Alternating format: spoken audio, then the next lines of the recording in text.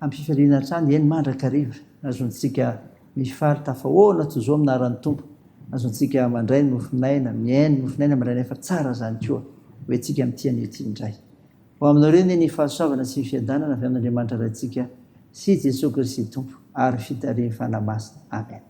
Sabotsy 7 martsa 4 imanjinantsika alo hevitra manao hoe manorona ny faneken'ny tompo andery avany idera sakalazan'andriamanitra isika. Andriamanitra no iderako ny teny, Jehovah no iderako ny teny. Andriamanitra no itokiko ka tsy mba tahotra. Inona nataony olona amiko? Ivady taminao Andriamanitra dia nanatra fanampisaorana ho anao, fa efa nanafaka ny fanahiko tamin'ny fahafatesana ianao. Eny, nanafaka ny tongotra ianao mba tsy ho solafaka. Andianako eo anatrehan'Andriamanitra amin'ny fahazavany velona. Amen.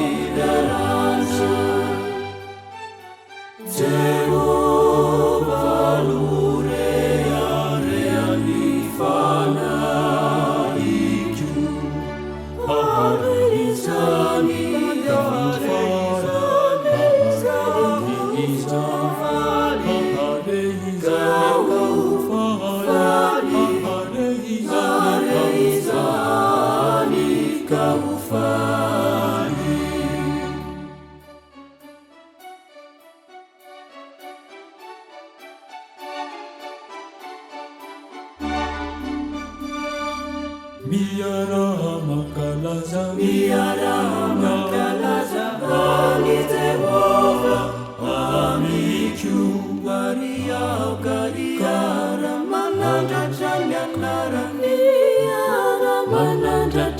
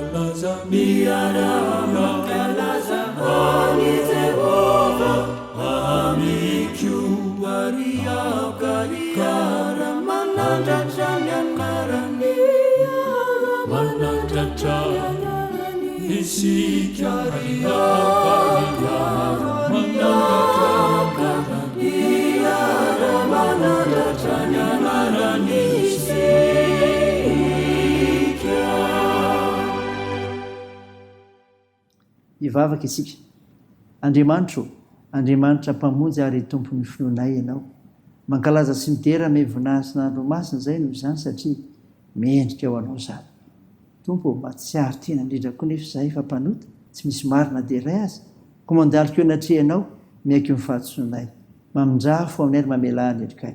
Fa namasino, midira ty anatinay, manjaka amin'ny fianonan'ny teninao mba hanamafisanay sy havaozanay amin'ny finoananao Jesosy Kristy. Ka izanay mitombo amin'izany. Amin'an'olona Jesosy Kristy tombo sy mamonjy anay, naovanay izany vavaka izany. Amen. Ny mifinaina antsika amin'ny teny ity ravana malala dia hitanao amin'ny epistily an'ny Hebreo. Hebreo 9 ny 9:10 ka hatramin'ny 12:20. Mivaky toy izao minaran'i Jesosy. Ary noho izany dia mpanalalana amin'izay fanekena vaovao izy, rehefa niaritra fahafatesy no fanavotana amin'ny fahotana natao tamin'ny fanekena voalohany, mba azon'izay voantso ny teny fikasana dia ny lova mandrakizay. Fa raha misy didi-pananana dia teny foana izany, raha tsy efa maty ilay nanao azy. Fa mafy ny didi-pananana rehefa tonga ny fahafatesana, fa tsy mafy akory izany raha mbola velona ilay nanao azy. Koa na dia ny fanekena voalohany aza dia tsy no amasinina raha tsy nisy raha. Fa rehefa voalaza ny Mosesy tamin'ny vahoaka rehetra ny didy rehetra araka ny lalàna, dia nalay ny ranonjanak'omby sy ny ranosolamba amin'ny rano sy ny volon'ondry jaky sy ny sopa ka nafafiny tamin'ny boky sy ny vahoaka rehetra. Dia hoy izy, ity ny rano fanekena izay nandindin'Andriamanitra anareo. Ary ny taberna kely sy ny fanaka rehetra ety manao fanompom-bavahana dia nofafazany raha toy izany koa. Ary saika diovina amin'ny raha avokoa ny zavatra rehetra araka ny lalàna. Fa raha tsy misy raha alatsaka dia tsy misy famelan-keloka. Amen. Ray masino, manamasinana ny fahamarinana, ny teninao ny fahamarinana. Amen. Ry havana malala, ho aminao mandrakirivana ny fiadana avy amin'ny Jesosy Kristy tompo sy mamonjy antsika, ny amin'ny fotoana azontsika hiatrika ny herinandro masina amin'ny herinandro ambony io, ny amin'ny mofinaina izay ranetsika teo, Hebreo 9:10 ka hatramin'ny 12:20. Fananarana mba ho fanamafisam-pinoana, fananorina ny faneken'ny tompo. Dia izao, aza atao zava-bitika ny famonjena nataonao anao. Aza atao zava-bitika ny famonjena nataonao anao. Ny mpandohitra ry havana dia efa nanindry an'i Jesosy Kristy ho mpandelanelana. Amin'ny Hebreo 9:21 izany. Eto no ambarany hoe ahoana izy mpandelanelana. Manolotra ny tenany izy. Ny Hebreo 9:14. Izany nahatonga azy ho mpandelanelana. Asa lehibe noho izany rehefa nataon'i Jesosy Kristy ho antsika. Amin'ny alalan'ny sorona nataony, Kristy no mpandelanelana amin'ny fanekena vaovao. Ny didi-panahana rehetra dia tsy manan-kery afa-tsy amin'ny fahafatesana ilay nanao azy. Ny fanekena voalohany dia nomafisina tamin'ny fandatsan-drà vaovao. Ny raha fanekena vaovao nalatsaky Jesosy ry havana no fanavaozam-panekena ataon'Andriamanitra mba ho antsika rehetra. Tsy misy famelan-keloka raha tsy misy raha alatsaka, hoy ny 9:20. Ary izany no vaovao lehibe mahafaly ho antsika satria izy Andriamanitra mihitsy no vonona ny tanteraka izany famitram-pihavanana izany tao amin'i Jesosy Kristy. Dia io dia ianao ry havana mandorona fanekena tompo. Ary io Jesosy Kristy io ilay faneken'Andriamanitra tonga hamonjy ianao. Ny tena ny erana latsany. Dia n'Andriamanitra ny voninahitra. Amen. Dia vavaka isika. Tompo, saotra ny mofinaina nomenao izay manambara fa manorina ny fanekena ianao tompo ka tsy hanao izany ho zava-bitika izahay satria antoko ny famonjena ilay mpino izany.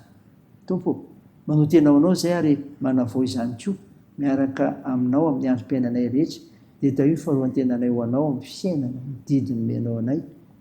Tompo vonjeo ny firenenay, esao ny nosonay, tahiry manana andraikitra ny fitsaboana ka misitranonao ireo marary, ampahirezinao ireo manamanjoa, anohanao ireo mareo fiokola ihany koa ary mijenao ireo mahantra sahirana. Tao ny asa sy ny fihazakazahanay, ny fianarana, ny fikasana tsara rehetra. Ny vavakay dia atao ny anaran'i Jesosy Kristy ilay mpanavitra anay, ilay fanitsangana tamin'ny maty ary nampiandrinay koa ny vavaka manao hoe: Rainay eo izay ny an-danitra, ho masinina anie ny anaranao, ho tonga anie ny fanjakanao, atao anie ny sitraponao ety an-tany ho tahaka ny an-danitra.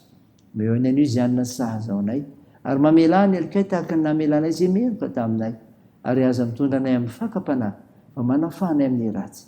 Fanao ny fanjakana sy ny hery ary ny voninahitra manakizay.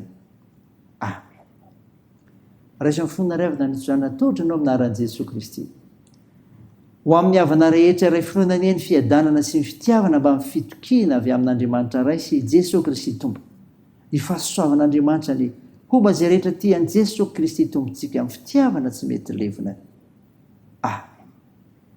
Dia n'Andriamanitra irery ny voninahitra amin'ny anaran'ny Ray sy ny Zanaka ary ny fanahy masina. Amen.